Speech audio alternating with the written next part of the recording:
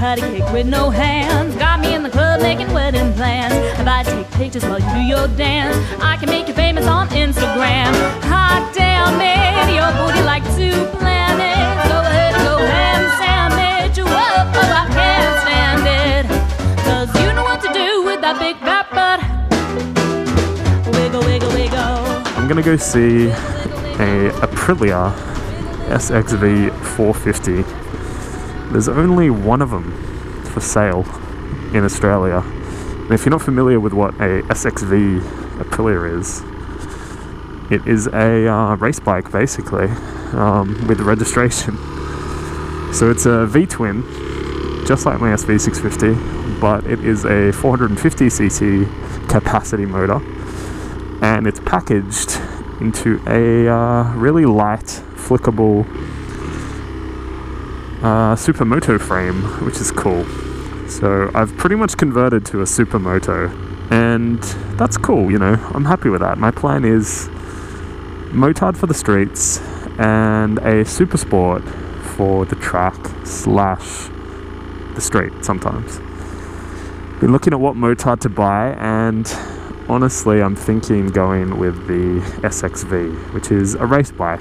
Like, service intervals are fairly crazy compared to a normal road bike, every 3,000 Ks, but they also suggest that you do the top end of the motor, I think every like 50 hours or something like that, every 10,000 Ks, which is a fairly costly procedure if you have to pay someone to do it. So I don't know yet, I'm not fully decided on the SXV 450. There's also its older brother or bigger brother, SXV 550, which is basically the same crazy like race bike with lights, Supermoto, except it has 10 more horsepower. There's not many buyers for this type of bike, I think mainly because of the reliability and people maybe thinking that they're really unreliable when maybe they're just high maintenance and people don't keep up on the maintenance like they should. And maybe also because it's an exotic bike, you know, it's got a lot of power but it's really high strung, so it's not for everyone. So now we're on a Aprilia SXV 450 in the worst possible situation. We're in heavy traffic. Let's get a bit of mirror action going here. There we go. I'm waiting for this thing to overheat and spit fluid everywhere, but for now, it's not too bad. Whoa, it's got some power. Far out. Thanks, mate.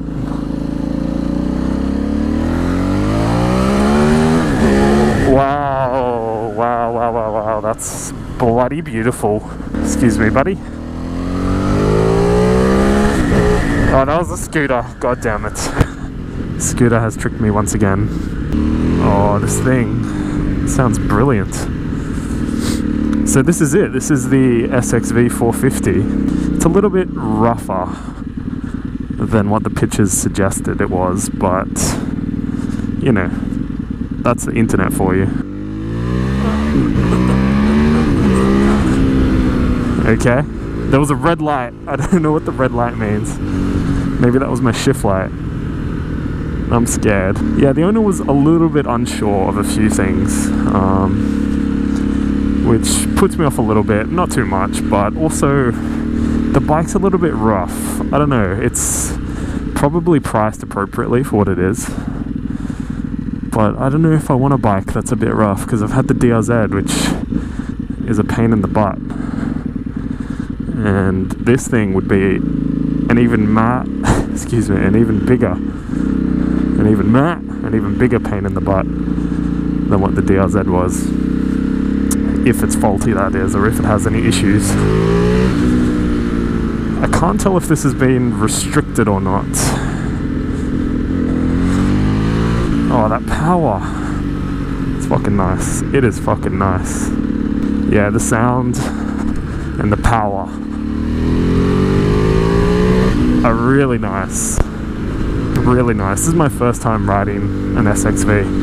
450 or 550, either one. This is my virginity of the Aprilia being taken right now. And I gotta say, I'm enjoying it. It's actually quite comfortable. I was expecting a very harsh, aggressive seat. I've ridden the Husqvarna SMR 510, and I was sort of assuming that I would have the same ergonomic problem where I was kind of being forced forward by the anvil-shaped seat, but honestly, it's not too bad. These mirrors obviously are an afterthought. You know, they built the bike and then they go, well, we got to make it road legal. These will do. But apart from that, I'm actually quite impressed. Got a bit of grumble through the front brakes. Don't know why. Not sure if that's a standard feature on the Aprilia or if that's this bike, but it's not too bad. Might be something to look at if I buy it. Which, yeah, I don't know. I don't think I will. Oh, that's a second gear power wheelie. Just a little bit. Just a tip. Just see how it feels. I don't think I'm going to buy it. First of all, I don't really have the money for it. I was just sort of daydreaming. But if I really wanted to, like if this bike was mint condition, good service history, all that sort of stuff, I'd probably jump on it. The history is a bit not sketch, but it's a little bit jaded. And the owner that, I don't want to be a dick, but you can tell a lot about a bike usually by who you buy it off. And if I buy a bike off a 30-year-old man that's never ridden before, I sort of know what I'm getting. This guy's a bit of a young guy. I don't know. And I'm back. Buckets of power. Much more power than the old DRZ. G'day, buddy. Yeah, much more power. Not to mention this one. It's probably about to die. But anyway, I keep saying that, but honestly, this has been a hell of a bike for $1,200, whatever it cost me. I bought it broken, as you probably know, and I only recently just fixed the steering head bearing, and with that, combined with fixing the engine, combined with fixing the rear brake, that's really all I've done to it. I gave it a good clean and a few other little bits and pieces, but you can't go wrong. Like, it's a hell of a lot of fun, and if it blows up, you know what, I don't really mind, because it'll give me an opportunity to pull it apart and, you know, fix it and just learn. It's all about learning. That's my philosophy. But no through road. Whoops, I guess I don't know where I'm going. My bad. Is the Aprilia worth the investment? So it's $5,000 if I sell this, or if I sell the SV, which I am planning on doing, by the way. I might make a separate video for that. You know, then I have to put in another $2,000 or something like that. Plus the risk. It's the whole risk of, is the Aprilia going to be reliable? And it's not going to be reliable for a daily, because it's not a daily, it's a race bike. But anyway, I don't know, decisions. Anyway guys, that probably concludes this video. I said it before, I'll say it again, I don't think I want that bike. It didn't make me feel special, it didn't make me feel like it was loved from the moment it was created. And like I said, if you're buying a super bike, aka a race bike, aka a Italian bike, I think I want it to be special.